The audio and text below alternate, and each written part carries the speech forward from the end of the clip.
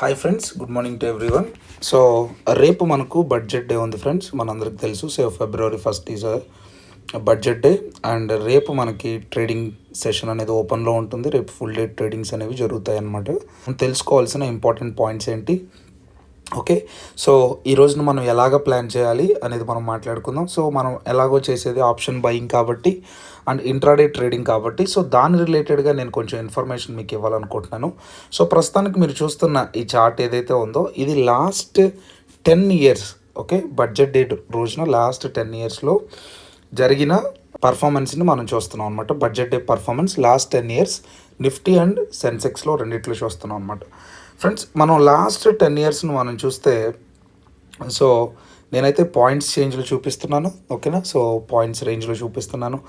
So మనం last 10 years చూస్తే మనకు ఏ ఇయర్ కూడా మనకు బెస్ట్గా పర్ఫామ్ చేసిన ఇయర్ ఏదన్నా ఉంది అంటే అది నాకైతే 2021 ఒక్కటే కనపడుతుంది ఫ్రెండ్స్, ఓకేనా. సో 2021 ఏదైతే ఉందో అప్పుడు మాత్రమే గుడ్ రేంజ్ చేసింది, అంటే 600 points అరౌండ్ చేసింది. కానీ సో తర్వాత అంటే సెకండ్ వచ్చేసరికి 2020లో ఒక 300 points చేసింది.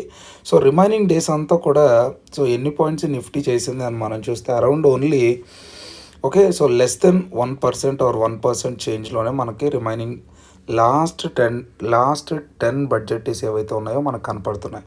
అంటే దీన్ని బట్టి మనం అర్థం చేసుకోవాల్సింది ఏంటి అంటే, బడ్జెట్ రోజున మార్కెట్ అనేది చాలా వాలటైల్గా ఉంటుంది అండ్ మార్కెట్ అనేది రేంజ్ అనేది చాలా తక్కువ ఉంటుంది, okay. At the same time ప్రీమియమ్స్లో కూడా డికే ఉంటాయి. సో ఈ 3 pointsని బేస్ చేసుకొని, ఓకే, సో మనం ట్రేడ్స్ని చేయగలమా, చేద్దామా వద్దా అనేది మీరే డిసైడ్ అవ్వాలి ఫ్రెండ్స్, ఓకే. సో 2020 అండ్ 2021లో తప్ప, ఓకే, సో రిమైనింగ్ అంతా కూడా మనం చూస్తే 1 ఆర్ లెస్ దెన్ 1% మాత్రమే నిఫ్టీలో కానీ, ఓకే, ఆర్ సెన్సెక్స్లో కానీ మార్కెట్లో మూమెంట్స్ని మనం చూస్తున్నాం. అండ్ మార్కెట్ అనేది కూడా చాలా వాలటైల్గా ఉంటుంది. మార్కెట్ న్యూస్ బేస్ చేసుకొని మార్కెట్లో మూమెంట్స్ ఉంటాయి. లెవెల్స్, ట్రెండ్ లైన్స్, సపోర్ట్ రెసిస్టెన్స్లు ఏవి పనిచేయవు కాబట్టి, ఓకే, సో ఆ న్యూస్ బేస్డ్ ట్రేడింగ్ మనం చేయగలమా, సో మనం చేయలేమా అనేది మనమే అర్థం చేసుకోవాలి ఫ్రెండ్స్. ఒకవేళ రేపు ట్రేడింగ్ సెషన్ మేము చేస్తాము, ఓకే, సో మాకు అండర్స్టాండింగ్ ఉంది, ఓకే, మాకు అర్థమవుతుంది, మేము చేసుకుంటాము అని అనుకుంటే చూడండి ఫ్రెండ్స్, నిఫ్టీలో వచ్చేసరికి లెవెల్స్ ఇస్తున్నాను. సెన్సెక్స్ లెవెల్స్ వచ్చేసరికి మార్కెట్ క్లోజింగ్ వచ్చేసరికి 82,260 ఉన్నాయి. అప్ సైడ్ మూవ్ అయితే 82,653 ఏదైతే ఉందో, సో ఇది స్ట్రాంగ్ రెసిస్టెన్స్ అవుతుంది అండ్ సెల్ ఆఫ్ జరగడానికి ఛాన్సెస్ ఉన్నాయి.